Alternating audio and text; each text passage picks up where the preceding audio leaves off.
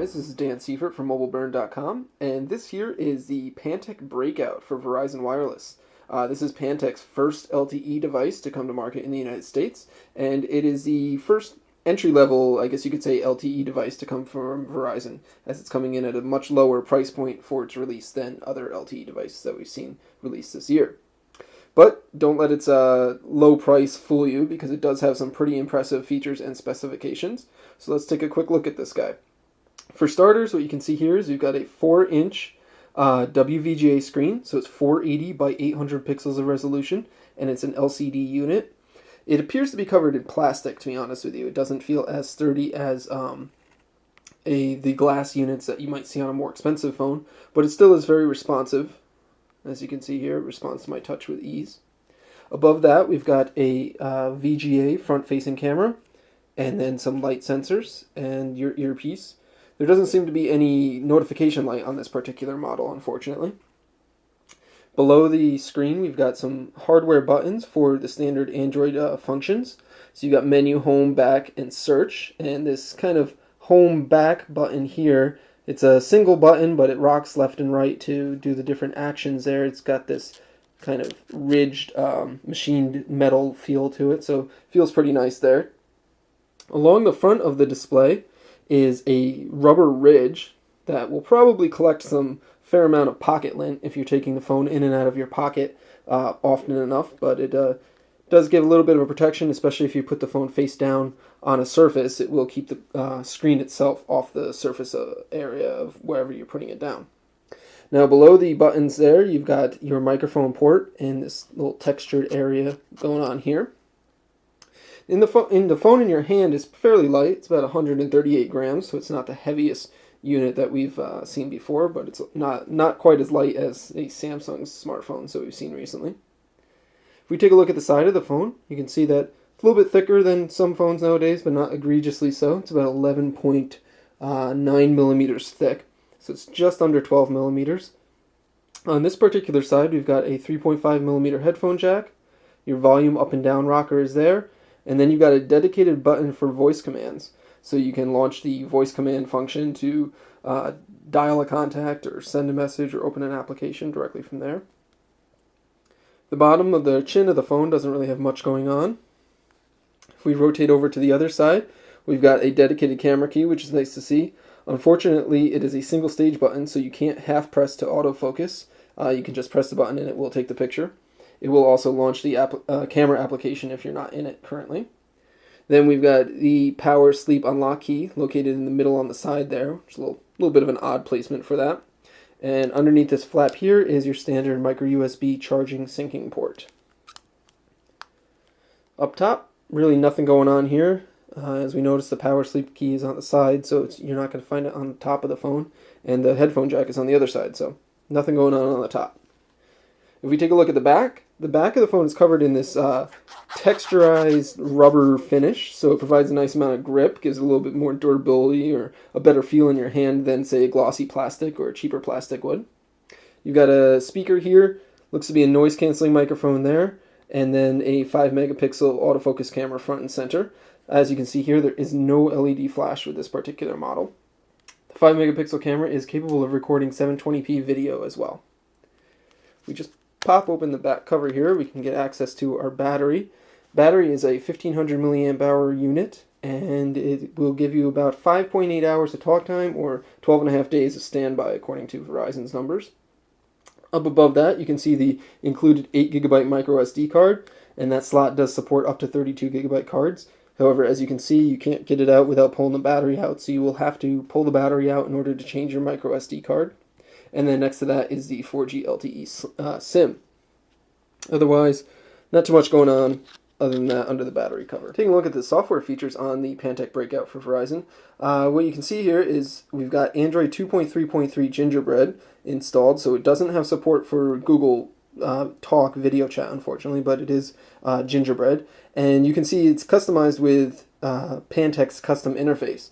And Pantech has gone a long ways to customize many parts of the OS, so that it's got its own skin on top of a lot of things. As you can see here, you got this nice little live wallpaper behind our widgets and shortcuts. And there's a number of Pantech dedicated widgets for, you've got a clock here, a nice big weather widget. This is a social networking widget that allows you to catch up with various social feeds for Facebook, Twitter, and MySpace. We've got a notification widget there that can tell you your missed calls, new messages, and new emails. We've got a task manager widget that opens up the task manager application, very similar to what we have seen from Samsung as far as the task manager goes. It allows you to selectively kill particular applications. Over on the other side, we've got another clock widget with has your agenda in there and then the weather too, so it's a pretty informative widget there.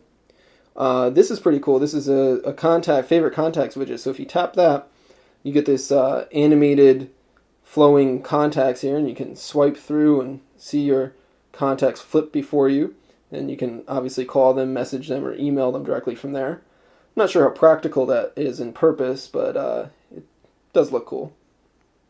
And then finally, we've got an inbox widget for your emails. And unfortunately, unlike most other email widgets that we've seen in the past, this will not show you what you have in your inbox. It will only show you new unread emails. So I'm not sure exactly how useful it is aside from that. So that's our 7 home screens, and there's other widgets as well that Pantech has introduced.